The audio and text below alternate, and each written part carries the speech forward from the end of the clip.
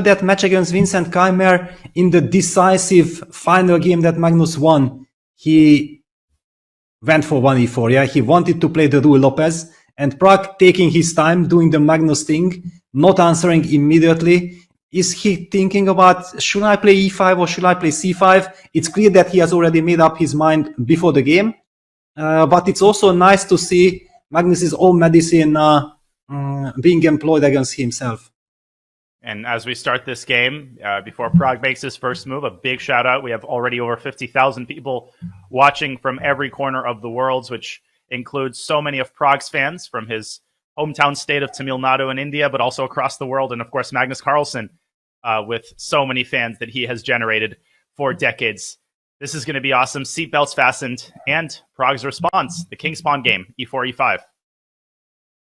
Yeah, e4, e5 on the board, a very professional response. Also was kind of easy to guess. In a very important game, you want to be as solid as possible and wait for your opponent to show his cards. I do believe that Magnus will go for the Ruy Lopez. I don't believe that he's going to play the Italian, since Pragnanda has been really involved in a lot of discussions there with Fabiano. And no, 4 knights. All right, that's a surprise. Whoa. Okay, and now another big choice. Does Magnus play the 4 knight Scotch with d4, or does he handle this tradition? There's also the move g3, which is known as the Gleck system, very rare at the top level. Yeah, I don't see Magnus going for g3. If he already goes for the 4 knights, I believe he wants to be as solid as possible. I mean, this g3 kind of stuff leads to double H positions without clarity. I don't think that you really want that in a decisive game right from the start. Is it fair to say already that Magnus trying to play with an abundance of caution? Because assuming he chooses either bishop b5 or d4, both of those moves, as he does in fact execute bishop b5 on the board, this is a very solid line, right? This is more, this is, one could say, quieter than the traditional Ruy Lopez.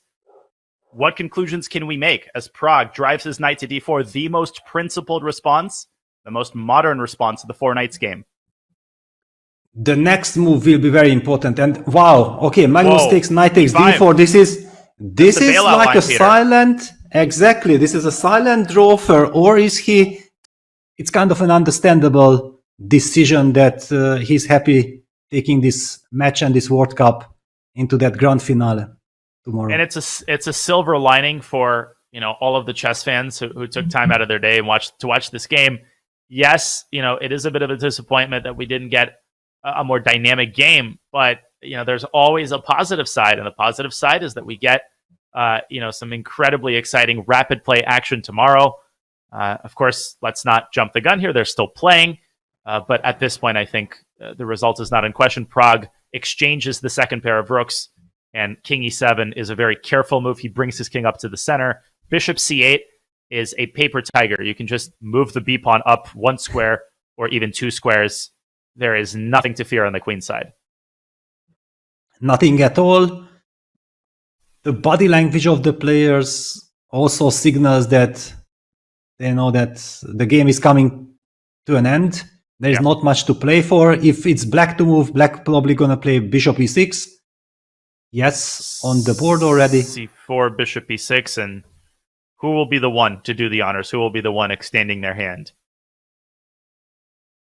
Capture on e6. I think it's again one of those situations when the players will look at each other. Yep. I think we're moments away. We're moments away from a handshake. And that means moments away from our job continuing tomorrow. And I'm secretly happy, Peter. I don't think anybody watching will begrudge me the point that I really did want, deep inside, I wanted a rapid tiebreaker, because what a fitting end this would be to this epic event.